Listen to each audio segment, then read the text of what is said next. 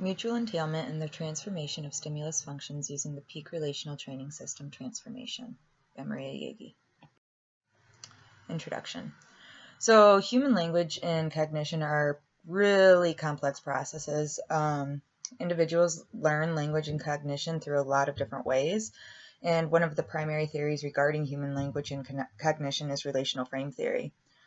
According to Hayes in 2004, a core component of human language and cognition in relation to RFT is the ability to relate and frame events according to an arbitrary contextual control. Within RFT, there are some components, including mutual entailment, combinatorial entailment, and the transformation of stimulus functions.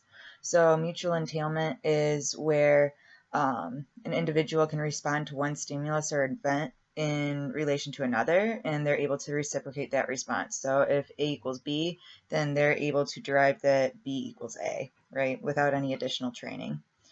And then there's also combinatorial entailment, where there's two mutual entailments that are taught, where like A equals B and B equals A, and then also B equals C and C equals B. So from there, somebody's able to derive that C equals A and A equals C.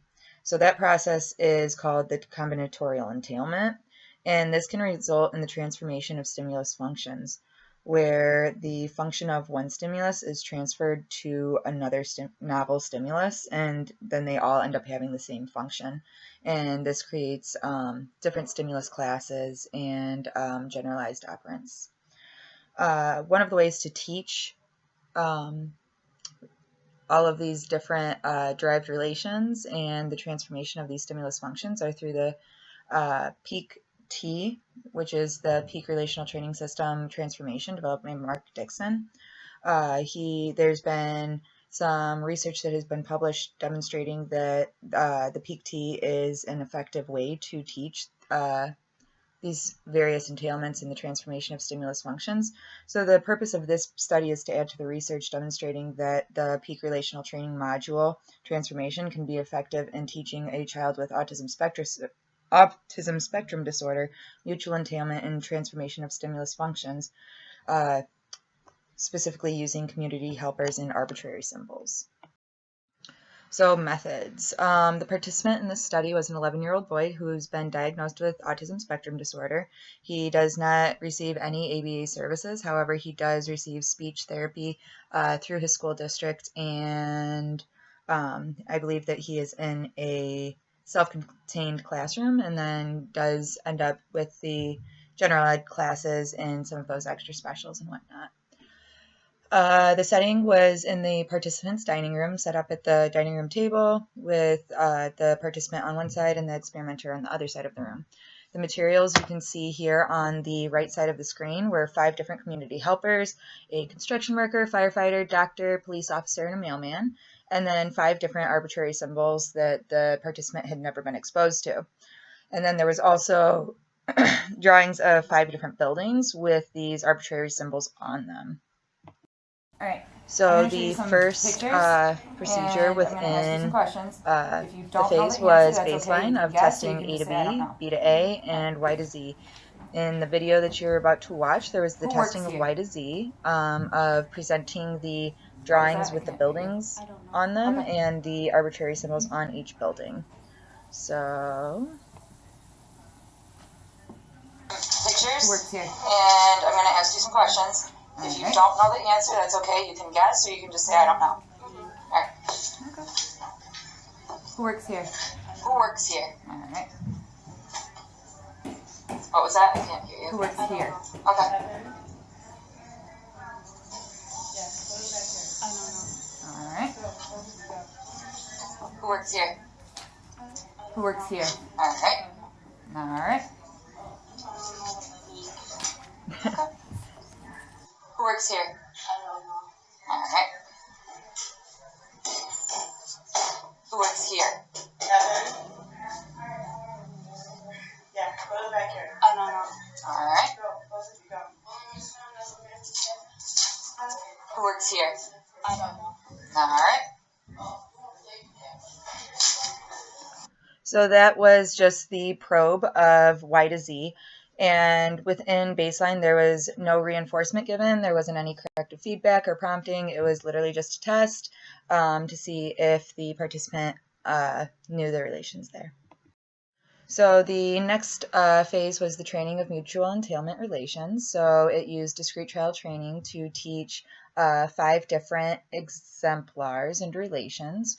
And the participant was given a picture of a community helper and a field of 3 arbitrary symbols, and the SD was presented to put the same.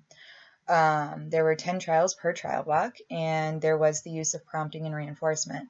Prompting strategies varied from directive prompts of put it with the one on the left, put it with the one on the right, put it in the middle. That way, and this individual was able to discriminate left, right, and middle. And then this was faded out to gestural prompts, where the experimenter just pointed to the correct answer and the individual was able to match that way. There was reinforcement in the form of social praise, saying, yeah, good job, yeah, you got it, you're doing awesome, perfect, that's right, stuff like that. So after the training phase and mastery criteria was reached, there was the testing phase. All right, cool. And so I'm going to ask you a few tested questions for mutual entailment for the relation of B to A. And then following that, there was the test for transformation of stimulus functions, where a novel stimulus was presented and the participant was able to respond vocally to the novel stimulus with correct responding. So here's a video demonstrating the transformation of stimulus functions. All right. Who works here? How old are you again? 26. How old are you? 11. Alright, cool. Who works here? So, I'm going to ask you a few questions, and I think you can do it. Alright? Who works here? Who works here?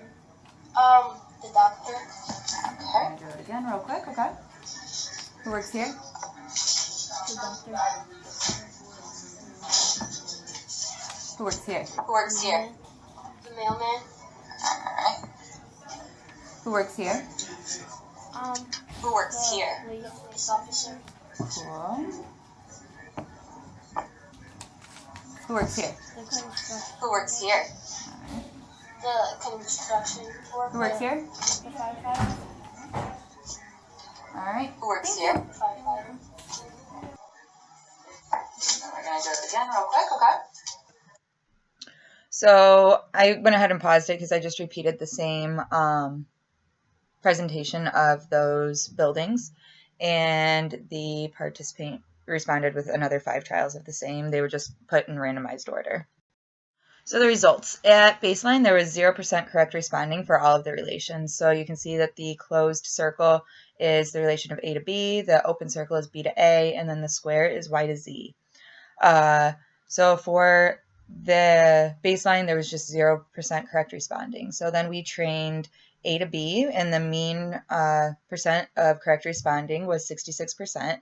And between trial block 6 and trial block 7, the participant demonstrated mastery criteria, which was 90% across 2 consecutive trial blocks, and he ended up demonstrating 100% correct responding across 2 consecutive trial blocks. So then we moved on to the next probe phase of testing B to A, and the participant demonstrated 100% correct responding on that. And then we moved to test of Y to Z, where there was, again, 100% correct responding, as you just saw in the video prior. So discussion. The PEAK-T was an effective